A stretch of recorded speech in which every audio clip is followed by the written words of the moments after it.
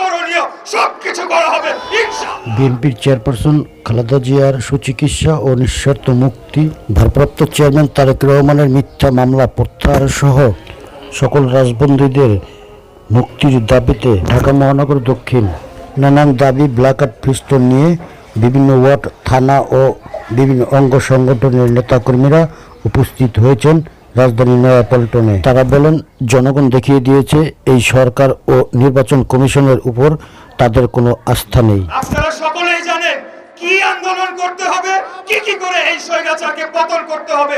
আমাদেরকে নতুন করে শিখাতে হবে না।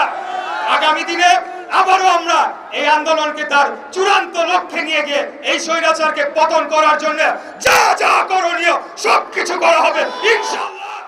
এই দেশকে যদি বাঁচাতে চান, এই যে রিকশাওয়ালা ভাইরা আছেন, গরিব মানুষরা আছেন, ছোট ছোট ব্যবসায়ীরা আছেন, নিজেরা বেঁচে থাকতে হইলে পেটে যদি ভাত দিতে চান, পরনে যদি কাপড় রাখতে চান এবং আপনার ধর্ম যদি ঠিক মতো করতে চান, আওয়ামী লীগকে ক্ষমতা থেকে নামানো ছাড়া কোনো বিকল্প নাই। প্রধান নির্বাচন কমিশনার নিশ্চুপ, একেবারেই নিশ্চুপ, কেউ নাই।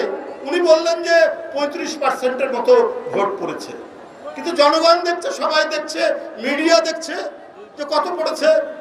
আবার একদিন পরে বলছেন যে ধান কাটা চলছে, তো বড় ধান কাটা চলছে, এই কারণে একটু লোক কম হয়েছে। এই ধরনের তামাশা, এই ধরনের জুয়াচুরি, এই ধরনের লুটপাটের সংস্কৃতি শেখ হাসিনা কায়েম করেছে।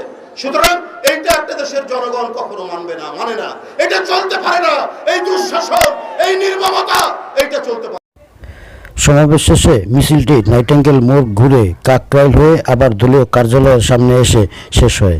সাইফুল ইসলাম সেন্টু, মানবিক বার্তা।